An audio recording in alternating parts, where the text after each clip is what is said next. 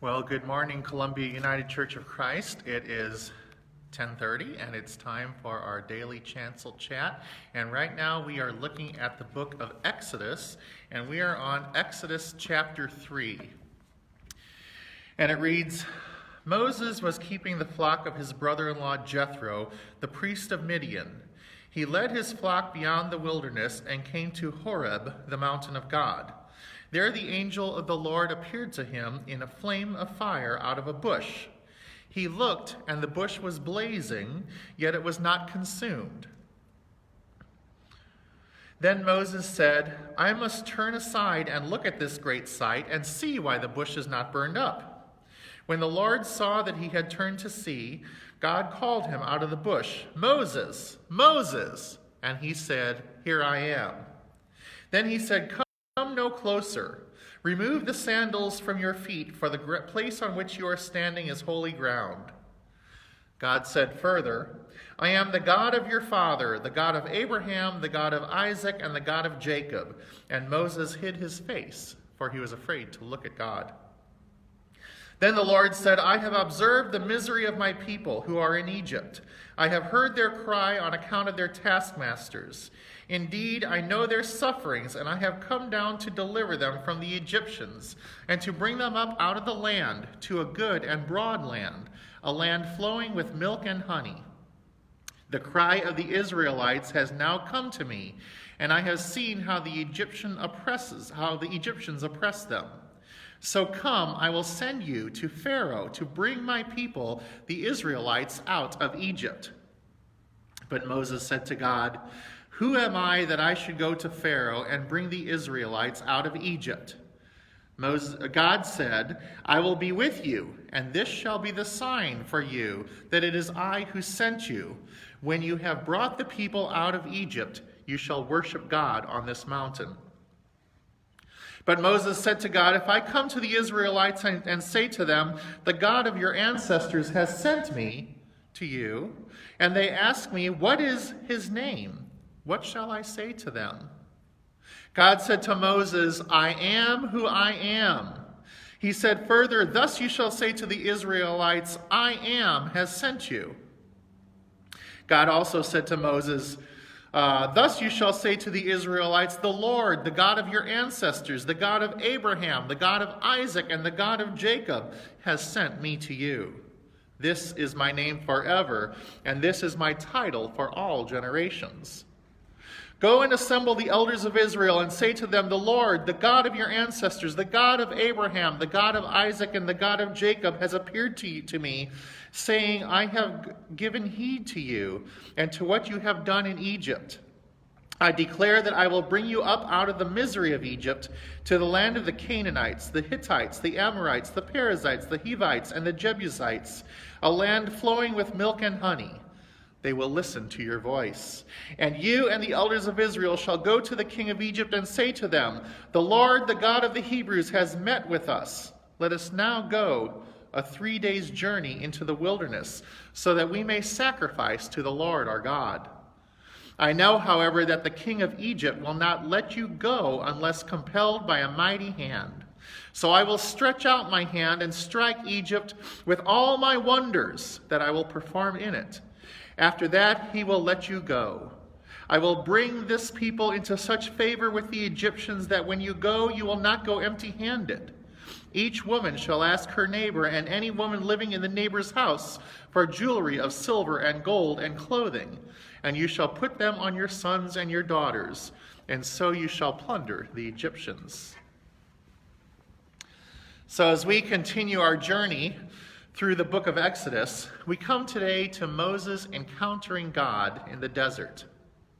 At this time and in this place, Moses is much older than when we left him in chapter 2.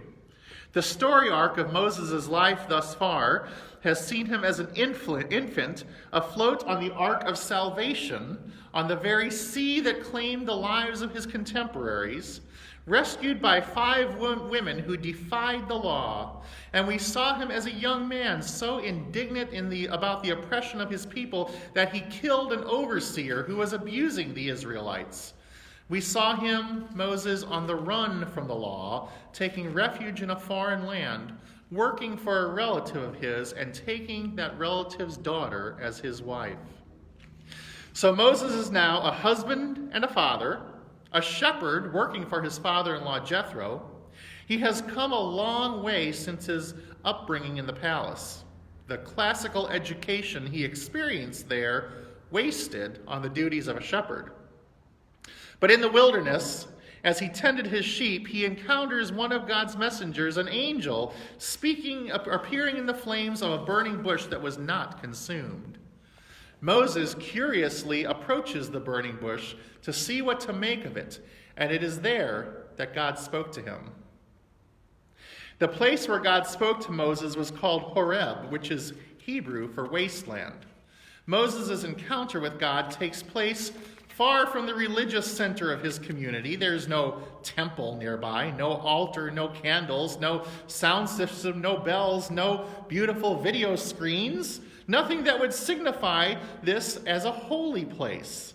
Yet it is here where God chose to speak to Moses and tells Moses to remove his sandals, for he is on holy ground. God speaks.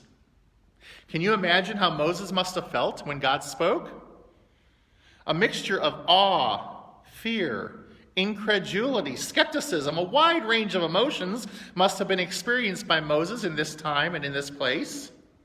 Verse 6 tells us that Moses hid his face, for he was afraid to look at God. I would imagine at this moment in Moses' life, he probably felt pretty settled. He knew what his life had been, he knew what it is, and he knew what it would be. Well into what we would call being middle-aged, he probably was looking more closely at the end of his life than he was anticipating a new beginning. But it was in this place in life that God challenged him with change. He is to change everything he is and everything he knows. He is to unsettle himself from the comfortable place where he was existing and thrust himself into the midst of political conflict. The people of Israel are groaning under their slavery and crying out to God, we hear in chapter 2, verse 23. And God is asking Moses to be the vehicle for their salvation.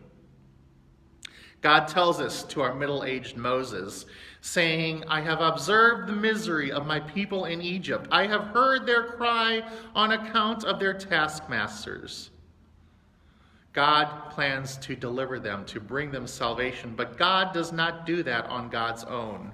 God utilizes human vehicles, prophets, for this purpose. God challenges human beings to be the vehicles for God's salvation. And at this time, the unlikely candidate is this exiled murderer, this Jewish son raised in Pharaoh's palace, this shepherd, this father, this husband, this Moses. Moses has big doubts about his ability to lead. He resists God, he brings up his unworthiness, and he questions his authority. This is when God makes the seat of authority clear. God tells Moses who God is. We translate this as, I am who I am, but that's not really an adequate translation of the enormity of God's implication here. Chapter 3, verse 14 is one of the most argued about translation issues of the Old Testament, and no biblical scholar really knows how to properly translate this. Some say it should be translated as, I will be who I will be, and others say it should be translated as, I will be who I am, and I am who I will be. I don't know the exact translation here, and I don't know that that's as important as God's implication in this directive. By saying, I am who I am, or I will be who I will be, or however we translate it, God is making a declaration that God is everything. This is an implication of panentheism, not pantheism, but panentheism, that God is in everything and everything is in God. This is an implication of omnipotence, of omnipresence, and omniscience. This is not just a name, as we would think of names today. This is a name as the Old Testament thinks of names, that your name is a revelation of your identity. God naming God's self as I will be who I am and I am who I will be is a revelation of God's identity. That God is in everything and everything is in God. There are a few items in this chapter that are especially informative to us in our day and age, especially in the extraordinary times where we find ourselves today. Curiosity leads to call. When encountering the burning bush, Moses does not succumb to fear. He has fear, but does not let that overpower him. He could have been frightened by the burning bush and run away, but he did not. He walked to the burning bush, and in doing so, he encountered God. In these days of global pandemic, it is easy to succumb to fear. Fear leads us to doing things that are irrational and unchristian, whether it is the actions we take against one another or the emotions we feel towards one another. It's easy to lash out irrationally when you give in to fear, but we must not be afraid. This is cited over and over again in the Bible. Do not be afraid. We must be like Moses, cautious, maybe even a little bit afraid, but not enough to let our fear keep us from experiencing God. God is all around us, even in the midst of this global pandemic, and we must let ourselves experience that presence. Human leadership in God's matters is necessary for them to come to fruition. God did not poof the Israelites into the promised land with no human intervention. God works miracles, but God works miracles through the rules and systems that God put into place. God works miracles through human intervention, and Moses' willingness to be put in a leadership position enables God's creation power to be at work in the world. We are all in leadership positions in the world, especially now. It is important for us in leadership positions to model Christianity, courage, steadfastness, and healthy fear, because we are God's hands and feet in the world. Human questioning leads to revelation. Moses did not immediately acquiesce to God's demands. Moses questioned God. Moses said, "What if? What shall I say? What shall I do?" By questioning God, God is divinely revealed. Had Moses not asked questions, their relationship would not have developed further. In our day and time, it is important to ask questions of your faith and to ask questions of God. True revelation only happens when you ask questions. Let us pray. Creator God, in these times of stress and uncertainty, we ask questions. Where you are present in the midst of this, what you are challenging us to do, and how we may fully be your prophets in the world.